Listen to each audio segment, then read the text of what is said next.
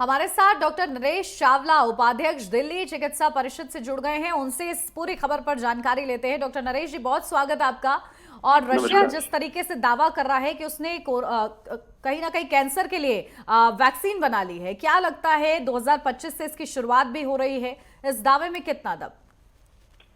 देखिए, ये claim not with standing the claim only, जब तक इंटरनेशनल साइंटिफिक और मेडिकल कम्युनिटी इसको पूरी तरह से रिसर्च नहीं कर लेती, तब तक ऐसे दावों को नॉर्मली नहीं माना जाता। तो चूंकि रशिया ने, व्लादिमीर पुतिन ने खुद अनाउंस किया है कि कुछ टाइम पहले उन्होंने अनाउंस किया था कि हम करने वाले हैं, और उन्होंने अनाउंस भी कर दिया है। अब कैंसर्स कई किस्म के होते हैं, हर ऑर्गन्स के हैं, लंग्स के हैं, टंग के हैं, माउथ के हैं, लिवर के हैं, स्किन के हैं। तो अब इसको till the time we know the exact facts कि वो किस स्टेज पे पेशेंट को दिया जाए, ये एग्जिस्टिंग पेशेंट्स के लिए है या बिल्कुल नॉर्मल पेशेंट्स के लिए है, उनको किस स्टेज पे दिया जाए, वो हम कितना बचा सकते हैं, या जिन पेशेंट्स में फैमिली हिस्ट्री कैंसर की है उनको पहले दिया जाए। आप जानती हैं कई कैंसर्स हैं जो फॉर एग्जांपल सर्वाइकल कैंसर्स हैं, ये बड़े कॉमन हैं और फैमिली पर फैमिली चलते रहते हैं। तो ये I think everything has to be verified.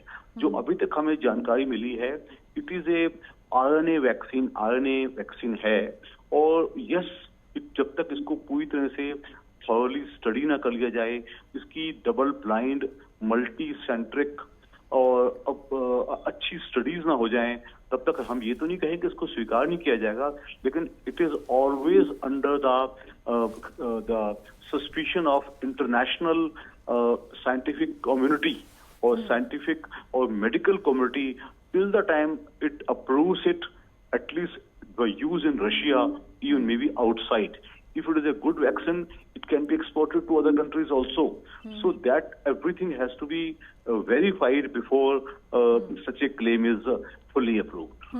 बिल्कुल।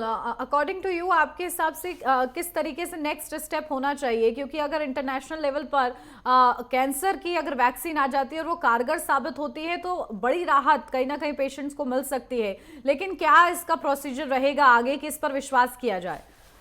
उसका एक ही जवाब है कि I already said the international scientific community, बकायदा there are communities in America also and Europe also, वो हर चीज को इवेल्युएट करते हैं, उसकी स्टडीज को पूरी तरह स्टडी किया जाता है। There are many workers, other workers on cancer vaccine, जो कि इवेल्युएट करके, it is only after the evaluation by the other workers such a thing can be fully qualified to be doing well.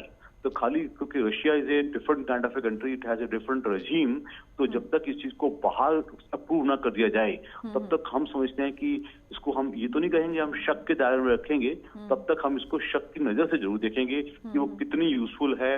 Whether it first it be used in the Russian people, then obviously it can be exported to any other country, including India also. India, as you know, is a big reservoir of cancer patients. हमारे यहाँ due to excessive tobacco use, cancer का incidence काफी ज्यादा है। तो हम तो चाहेंगे ऐसी वैक्सीन बने जिससे इंडिया के लोग भी इस्तेमाल कर सकें और उनको फायदा हो। तो I think it needs a close scrutiny.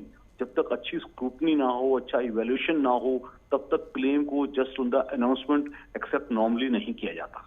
जी बिल्कुल। और आपने एक बड़ी महत्वपूर्ण बात कही कि अलग अलग तरीके के कैंसर्स होते हैं, तो ये वैक्सीन जो है सब तरीके के कैंसर्स पर इफेक्टिव होती है या नहीं, इसकी पॉसिबिलिटी को भी कहीं ना कहीं सर्च करने की जरूरत रहेगी। हाँ जी, बिल्कुल।